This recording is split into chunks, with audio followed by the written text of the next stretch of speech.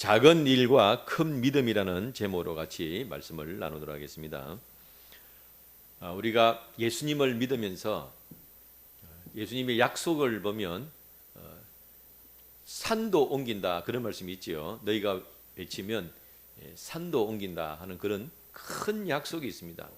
그런데 실제로 우리의 생활 가운데 우리가 기도하면 산은 고사하고 내 눈앞에 있는 돌도 하나 못 옮길 때가 많아요. 그래서 우리가 말씀을 붙들고 조금 기도해보고 도전하다가 안 되니까 낙심하고 적당하게 예수를 믿는 경우가 많이 생깁니다. 근데 오늘은 그 반대의 사건을 주님이 말씀하고 있습니다. 돌도 못 옮긴 것 같이 작은 일처럼 보여도 그 뒤에는 엄청난 하나님의 역사들이 일어나고 있다 하는 사실을 역으로 보여주면서 용기를 주는 내용입니다. 오늘 우리가 읽는 이 스가랴 4장은 누구에게 초점이 맞춰져 있냐면은 스룹바벨에게 초점이 맞춰져 있어요. 스룹바벨이 누군지를 모르는 분들도 우리가 마태복음을 읽어보면 1장을 예수님의 족보 가운데 스룹바벨이 나옵니다. 왕족이었고 이스라엘로 바벨론으로 포로로 잡혀갔다가 포로 기원할 때 그 페르시아의 총독의 지위를 가지고 첫 번째로 기원해서 성전을 세우는 임무를 가진 사람이 이 스룹바벨입니다. 근데 스룹바벨이 이제 스룹바벨뿐만 아니고 첫 번째로 기원하는 포로 공동체들이 얼마나 성전 세우기를 간절히 원했겠습니까? 나라가 망한 것도 힘들지만 예루살렘 성전이 파괴된 것이 더 마음이 아프기 때문에 돌아가면 그 터에 꼭 성전을 세우리라, 이것이 너무너무 간절한 마음인 거예요. 그래서 기쁨과 또 설레는 마음을 가지고 돌아와서 막상 그 성전 터를 다시 이제 세우려고 보니까 제일 뭐가 걸리냐면 일단 돈이 없어요. 솔로몬이 성전을 세울 때는 엄청난 부가 있었습니다. 그래서 그 부를 가지고 멋진 성전을 세울 수 있었는데 막상 돌아온 그 사람들은 정말 내먹고 살기 힘들 정도의 그런 경제력이었기 때문에 거기서 더 여유를 내어서 성전을 세우는 일은 쉽지가 않았습니다. 그러니까 솔로몬이 지은 그 성전의 10분의 1 크기도 안 되는 거죠. 조그맣게 그냥 하나 짓는 틀을 짓고. 그래서 처음에 우리 예루살렘 성전 이제 다시 세운다 하고 기대를 가지고 온 분들 중에는 연세 많은 분, 70, 80 이런 된 분들도 있어요. 그런 분들은 어릴 때 예루살렘 성전을 본 거예요. 얼마나 그 성전이 웅장하고 화려하고 멋있는지를 본 겁니다. 그래서 이렇게 멋진 성전을 우리가 세우리라 하고 기대를 가지고 돌아왔는데 현실은 너무너무 작고 초라한 성전을 기초를 놓는 거 보니까 성경에 보니까 방성대곡했더라 그래 돼 있어요. 너무너무 현실이 고달프고 힘들고 어려운 거예요. 우리가 참 믿음으로 살려고 애를 쓰고 남은 나라에 포로로 잡혀가 가지고 거기서 수모를 당하고 또 우리가 왜 이리 됐나 돌아보니까 두 가지가 딱 나오거든요. 하나는 우상 숭배한 것, 하나는 안식일을 지키지 않은 것. 그래서 많은 유혹이 있음에도 불구하고 이제 우리가 우상 숭배하지 않고 안식일 지키고 이렇게 말씀대로 살려고 애를 쓰고 그래서 겨우 돌아와 가지고 성전을 세웠는데 예루살렘 성전 솔로몬이 지은 성전에 10분의 1도 안 되는 예를 들면 그 정도의 규모로 우리가 짓는 거 보니까 참 이게 우리 현주소구나 그런 이제 딱 현실 감각이 오면서 방성대곡을 했더라 그런 표현이 있습니다. 근데 성전을 회복하려고 할 때 스룹바벨이 총리이기 때문에 모든 행정 절차와 검증적인 것 이런 것들을 관장을 하지만 그것만 가지고 되는 것이 아닙니다. 왜냐하면 성전은 영적인 재단이기 때문에 하나님의 약속이 있고 또 하나님의 어떤 그런 영적인 흐름이 있는 곳이기 때문에 여호수아라는 또 대제사장이 있었어요. 그래서 그 여호수아의 대제사장도 같이 그 성전 짓는 일에 같이 진두지휘를 하게 됩니다. 그래서 스룹바벨은 행정, 정치적으로 그 일을 진행을 하고 여호수아는 신앙적으로 이 일을 진행하여서 쌍두마차가 이렇게 딱 끌고 나가요. 근데 문제가 생겼어요. 성전을 싹 건축을 하려고 하면 이게 영적인 일이잖아요. 그러니까 반드시 마귀의 방해가 있는 겁니다. 그 중에 뭐가 있었냐면 사마리아 사람들이 왔어요. 이 사마리아 사람들은 뭐냐면 예수님 시대에도 그 사마리아 여인이 나오지요. 그 같은 사람들이에요. 이 사마리아 사람들은 원래는 이방인입니다. 하나님을 안 믿는 사람들이에요. 이방 사람들인데 아수르가 나라를 식민지로 삼을 때 어떤 정책을 썼냐면은 인구를 막 혼합을 시키는 거예요. 여기 사는 사람 절로 데려가고 저쪽에 사는 사람 여기다 데려다 놓고. 그러니까 이제 타 지역에서 타 신을 섬기고 우상을 숭배하던 사람이 이 사마리아로 가서 살아라 그러니까 왔어요. 와서 이제 이 사람들은 제일 민감한 게 신에 민감하거든요. 옛날 사람들은. 와서 보니까 여기는 대대로 여호와라는 신이 다스리는 곳이야. 그래? 그럼 우리 믿어야지. 그러니까 이 믿는다는 것이 뭘 하나님을 진심으로 알아서 하나님과 우리가 관계를 맺고 하나님의 뜻을 살펴서 그대로 살겠다 하는 이런 순수한 그런 하나님의 명령으로부터 오는 믿음이 아니고 어떤 거냐면 로마에 가면 로마의 법을 따라라 한다고 자기 마음에 괜히 이거 건드리가 좋을 거 없다 이 말이에요. 이런 불안하니까 이 신도 섬기고 저 신도 섬기고 또 이 신이 내 해코지 할 것 같다 그러면 아이고 안 잘할게요 제사 지내고 이런 식인 거예요. 그래서 사마리아에 와가지고 자기들이 믿는 신이 있지만 또 여기가 터세가 있다 하니까 그 누구냐 그러니까 여호와 신이래. 그럼 알았다고 그러면 우리 여호와 신 섬기지 하고 거기서 또 하나님을 섬기는 거예요. 그러니까 짬뽕으로 지금 섬기고 있는 겁니다. 근데 이 사람들이 성전 세운다니까 왔어요. 와가지고 야 우리도 하나님 섬기는 사람인데 이 좋은 일이니까 우리도 같이 하게 해달라고. 근데 이제 이 포로 귀한 공동체가 볼 때는 이거는 완전히 짬뽕인 거예요. 순수하게 하나님을 섬기는 사람들이 아니고 하나님을 믿기는 믿는데 자기 이익을 위해서 믿는 우상 숭배하듯이 믿는 믿음이기 때문에 함께 할 수 있는 사람이 아니라고 생각을 한 겁니다. 진짜로 그런지 안 그런지 성경에 기록이 없으니까 우리가 알 수가 없어요. 사마리아 여인이 예수님을 만나서 믿고 가진 것 보면 그 마음에 하나님을 향한 순수한 믿음이 있을 수도 있는 겁니다. 그런데 당시 이스라엘 백성들이 볼 때는 그걸 감당하기가 아직까지 힘든 거예요. 그래서 안 된다 그래서. 그러니까 왜 그런 것 있잖아요. 왔다가 친구처럼 왔다가 거절당하면 적이 되는. 그러면서 이 사람들이 막 온 천지를 다 쑤시고 다니면서 성전을 못 짓게 만들어 버렸어요. 그래서 성전 공사를 하다가 중단이 돼 버린 거예요. 터만 놓고. 자, 그러고 난 다음에 이제 시간이 지나니까 하나님 마음이 얼마나 안타깝겠습니까? 그래서 하나님께서 선지자를 계속 보내요. 뭘? 이제 너희가 그만큼 하면 됐으니까 다시 시작해라. 그래서 학개라는 선지자를 보냈어요. 보내어가지고 뭐라고 말씀하시냐면은 너희가 봐봐라. 성전 짓다가 지금 가만히 있으니까 뭐 잘 되는 게 있더냐? 1,000원 벌면 1,000원 남아있더냐? 막 다 빠져나가고 생활이 힘들지 않더냐? 너희들 거 챙긴다고 하나님 성전 그냥 팽개치고 놓고 있을 거냐? 저기 방해한다고 핑계 댈 거냐? 산에 가서 나무를 잘라와서라도 성전 지어라. 이렇게 하고 격려를 하는 격려. 저는 그때 학개 선지자가 하나님 말씀 가운데 산에 가서 나무를 잘라서 성전 지어라 이 말씀이 굉장히 와닿더라고요. 이 목수를 이제 지금 하고 있으니까 이게 눈에 탁 들어오는 거예요. 왜냐하면 지금 뭐 목수는 우리가 그냥 목수지만 옛날 목수들은 뭐를 제일 중요하게 했냐면은 자기가 쓰는 공구도 중요하지만 제일 중요한 게 나무입니다. 나무. 그럼 우리는 뭐 나무가 온 산에 널린 게 나무라고 생각되지만 나무도 나무 나름인 거예요. 똑같은 나무라도 그 나무가 잘 말랐느냐 아니면 덜 말랐느냐에 따라서 쓸 수 있는 나무인지 가구로 쓸 수 없는 나무인지 판가름이 납니다.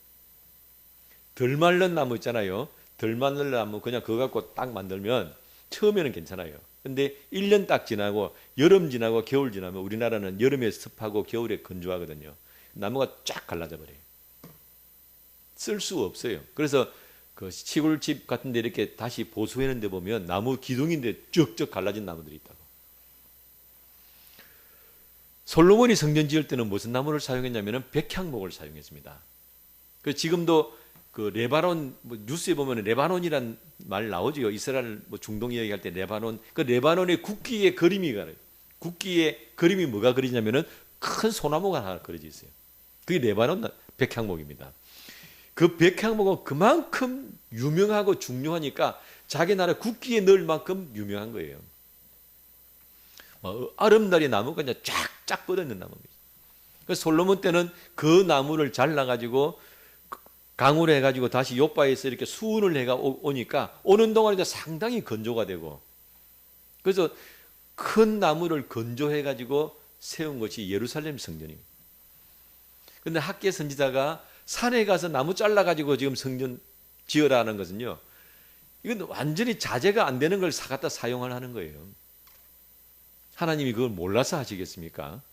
그러니까 그렇게 지은 성전은 얼마나 작고 초라하겠는가, 우리 능히 헤아릴 수 있습니다. 그렇게 멋진 자재를 사용하지 못하고 그냥 예루살렘에 있는 그 주위에 있는 산에 가가지고 이스라엘 땅에서 산에 있는 나무 잘라가지고 그것을 급히 만들면 정말로 부실공사처럼 될 수 있는 거예요. 그럼에도 불구하고 하나님께서 그걸 가지고도 지으라고 말씀하시는 거예요. 왜? 너희들이 지금 가지고 있는 형편 안에서 하라는 겁니다. 솔로몬 때처럼 그렇게 멋진 걸 내가 원하는 게 아니다. 너희들이 가지고 있는 이 작은 형편이라도 그 형편 안에서 최선을 다하면 나는 기뻐하고 영광을 받는다라고 말씀을 하신 거예요. 그래서 이제 그 일을 쌍두마차가 여호수아와 스룹바벨이 그 일을 이제 추진을 해 나가야 된단 말이에요.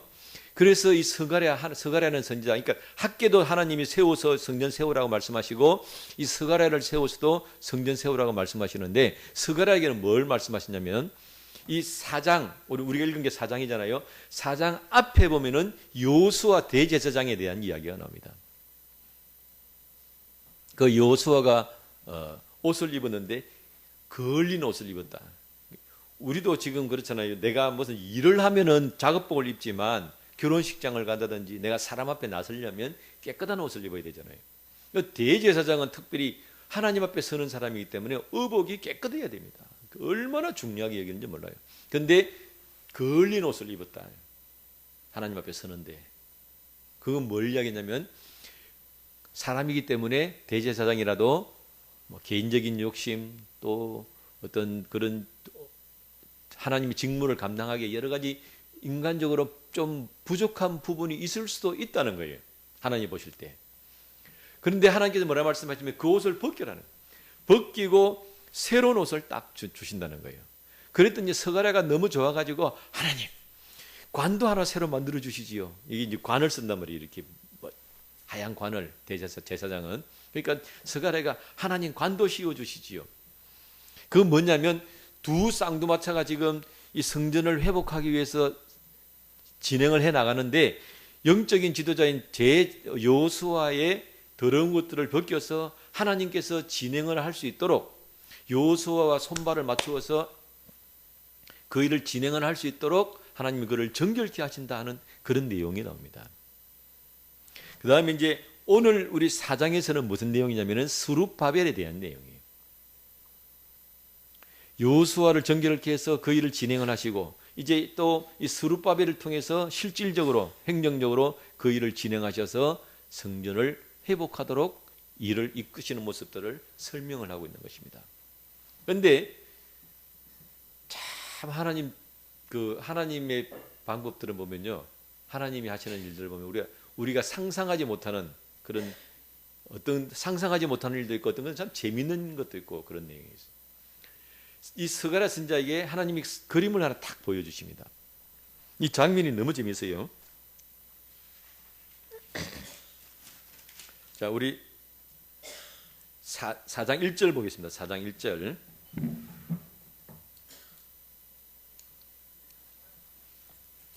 4장 1절에서 2절까지 보면요.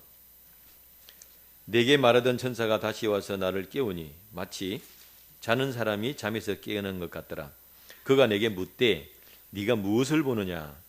내가 대답하되 내가 보니 순금 등잔대가 있는데 그 위에는 기름 그릇이 있고 또 그 기름 그릇 위에 7 등잔이 있으며 그 기름 그릇 위에 있는 등잔 위에 7 관이 있고 이렇게 해서 쭉쭉 설명을 하죠.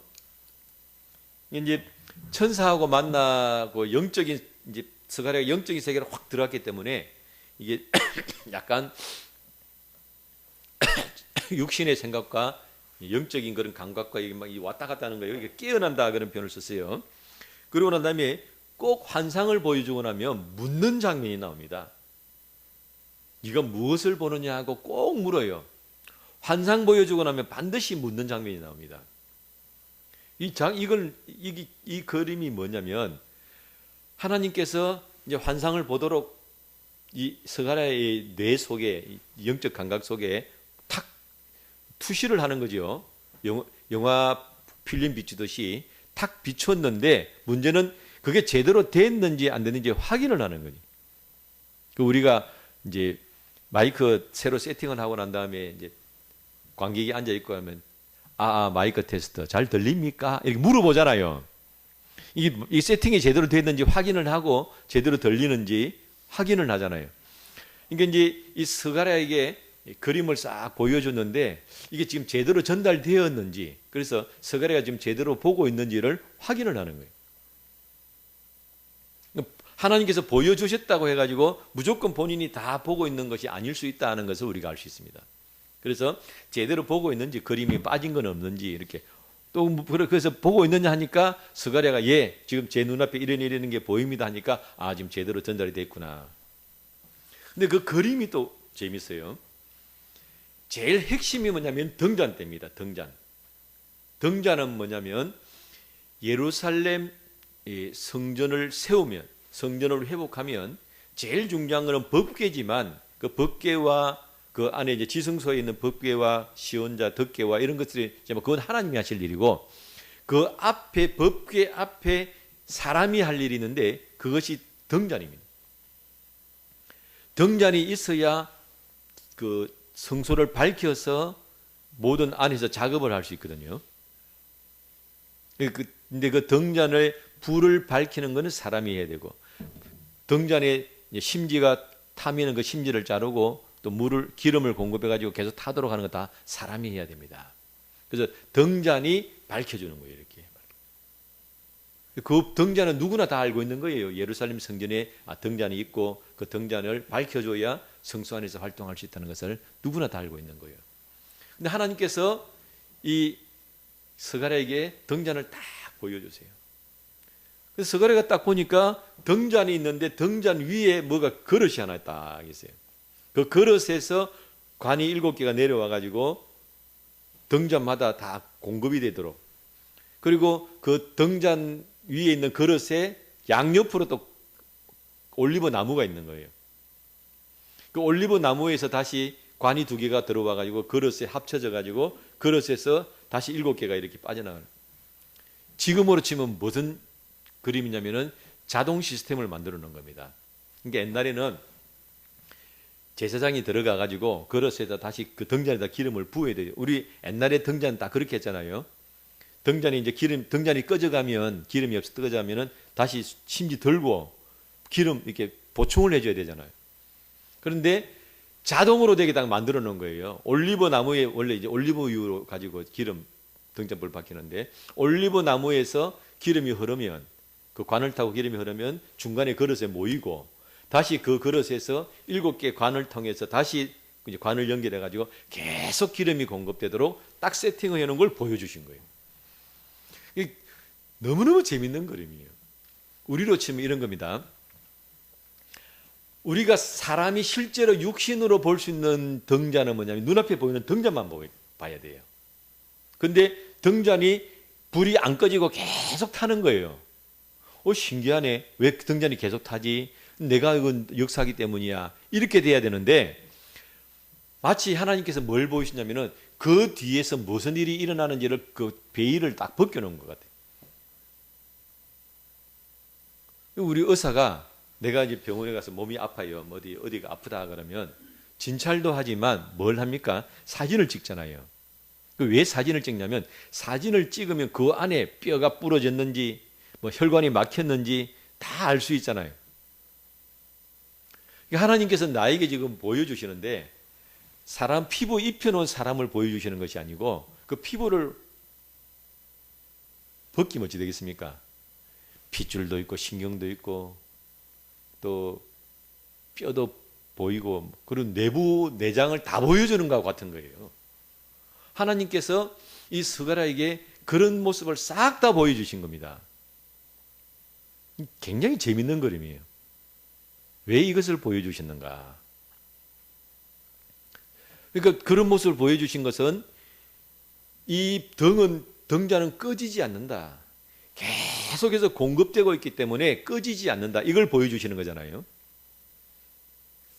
그래서 하나님께서 딱 보여주시고 난 다음에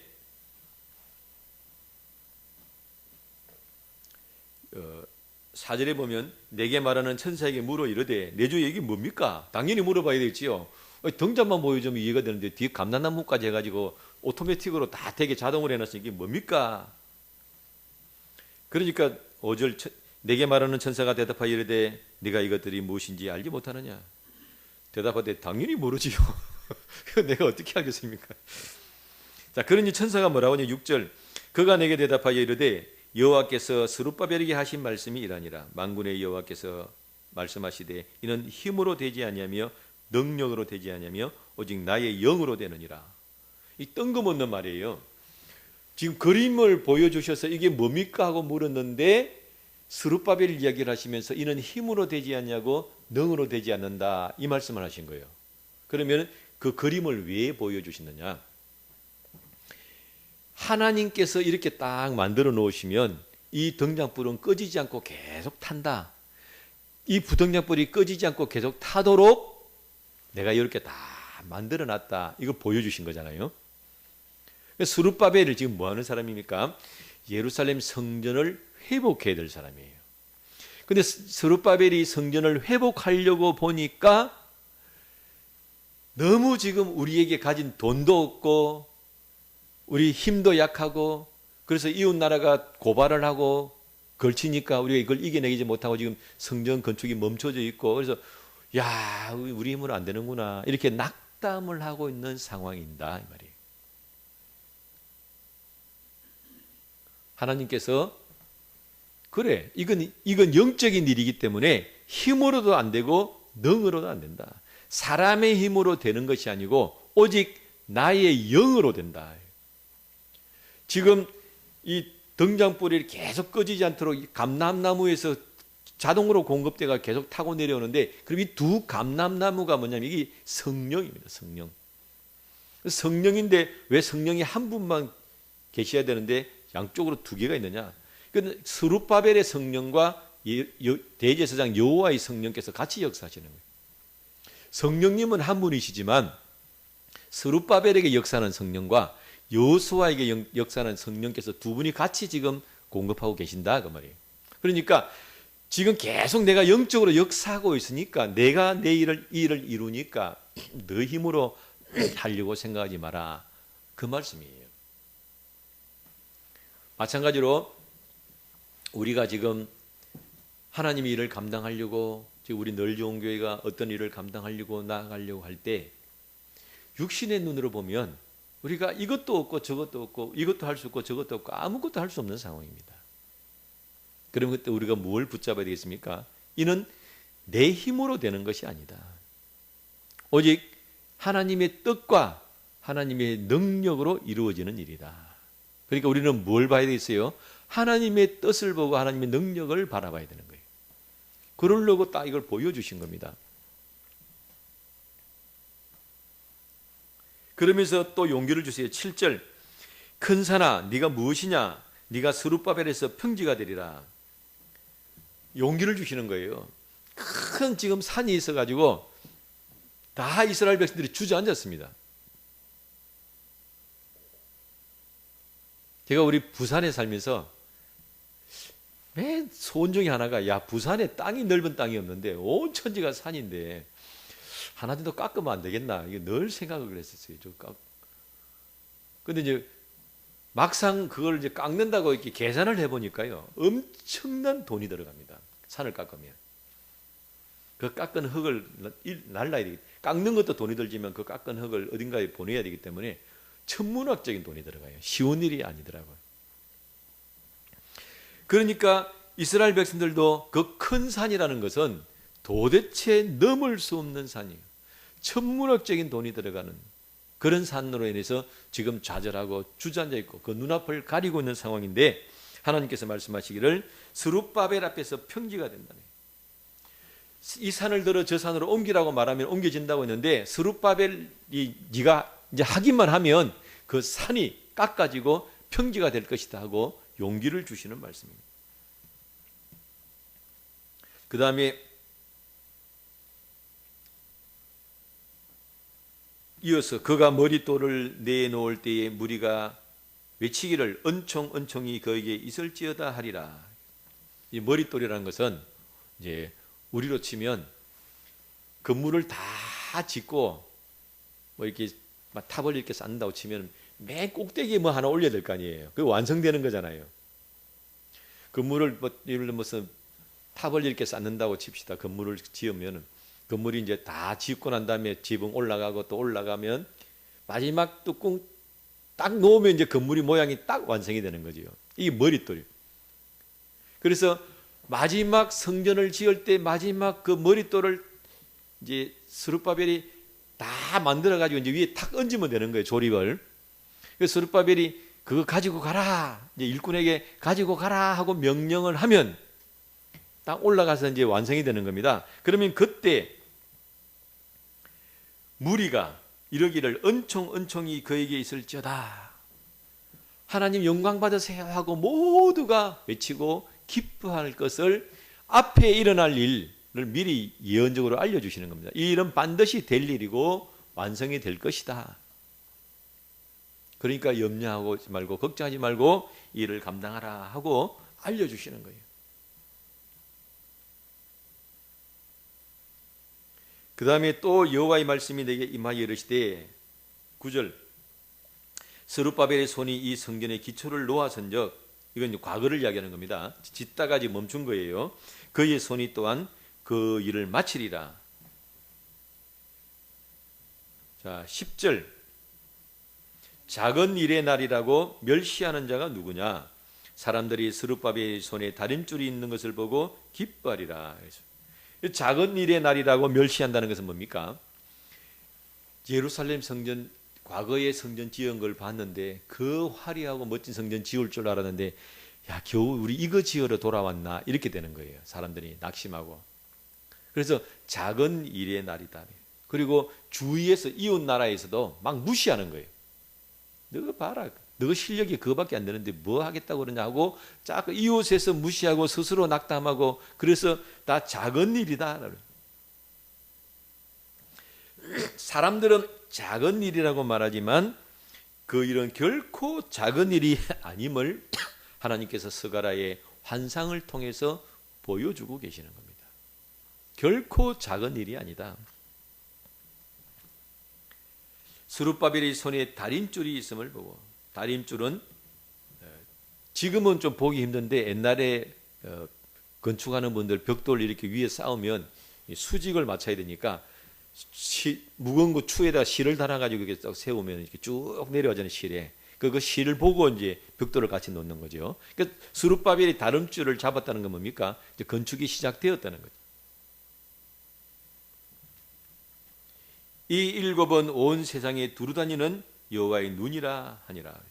뜬금없이 스룹바벨 작은 일이 날이나 하고 스룹바벨이 다름줄을 이야기하고 난 다음에 이 일곱은 하고 갑자기 튀어나왔는데, 천사도 막 지금 할 말이 너무 많으니까 그 스가랴가 물었잖아요. 이게 뭡니까? 하고 물으니까 이제 이것도 설명하고 저것도 설명하고 다 설명하면서 이제 등잔이 무엇인가를 설명을 해야 되는데 스룹바벨이 급하니까 막 스룹바벨부터 막 설명을 하는 거예요.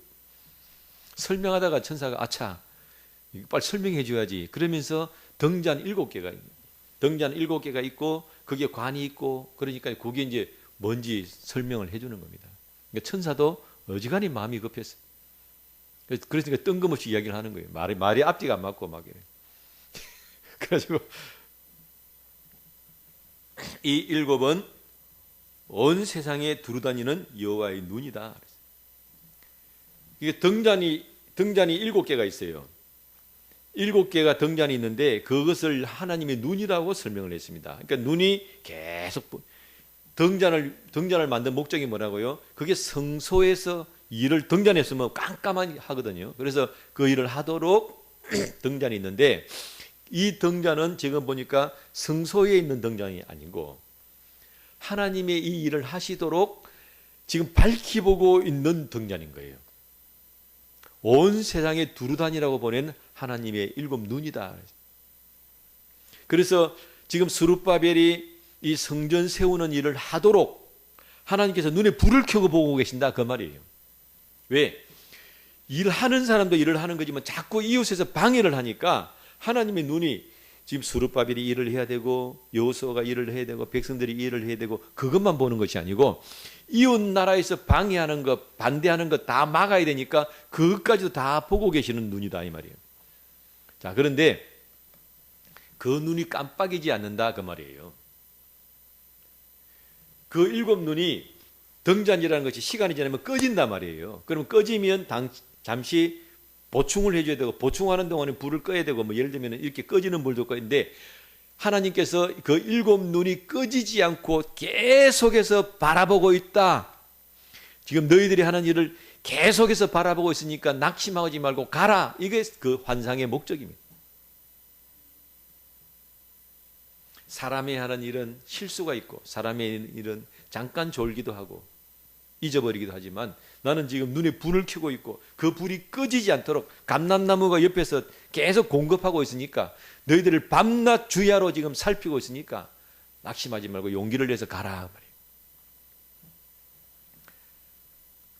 하나 또 그런 이제 그래서 이제 다 설명했어요. 다 끝났습니다. 근데 이제 또 스가랴가 굉장히 예리해요.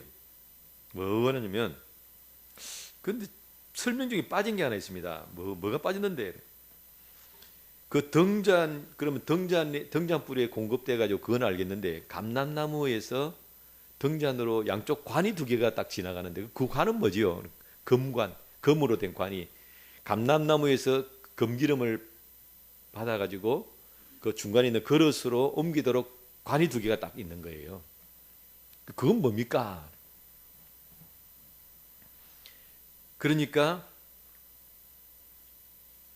14절 끝에 이르되 이는 기름 부음 받은 자 둘이니 온 세상에 주 앞에 서 있는 자니라.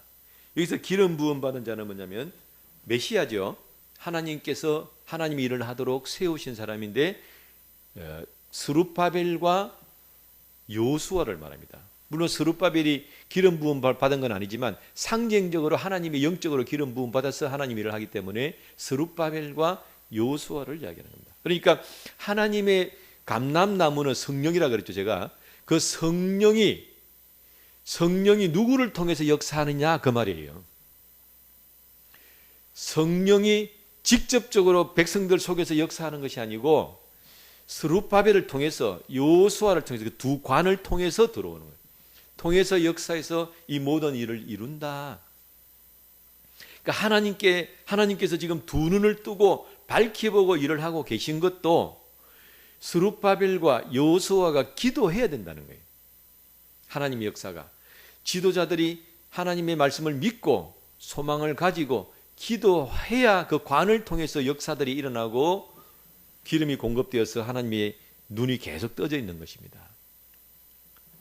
그래서 이 내용은 뭐냐면 지금 이 스가랴가 이 예언을 받았을 때는 대제사장 여호수아와 스룹바벨에게 지금 던지는 메시지란 말이에요. 그럼 그 내용이 뭐냐면 하나님께서 지금 당신들을 통해서 역사하시고 당신들을 통해서 이 기름을 흘려보내고 있으니 첫 번째는 낙심하지 말고 두 번째는 믿음을 가지고 세 번째는 기도해라.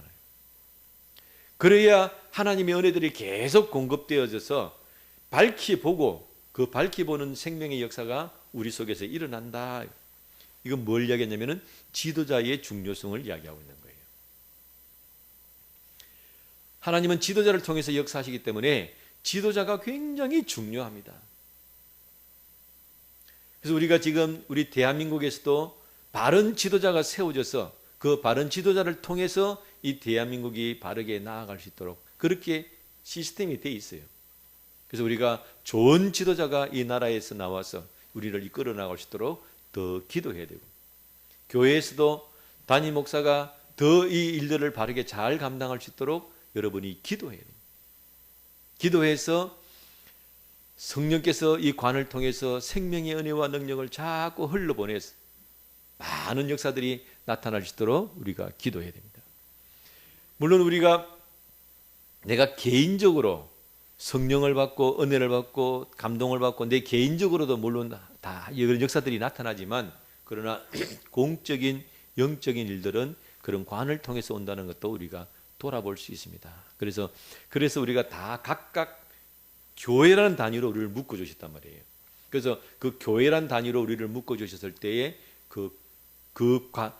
교회에서 흘러들어오는 그 관의 중요성을 우리가 다시 한번 더 돌아볼 수 있습니다. 자, 그렇게 해서 이 스가랴 선지자에게 이런 약속의 말씀을 주셨습니다. 그러면 오늘 우리도 마찬가지예요.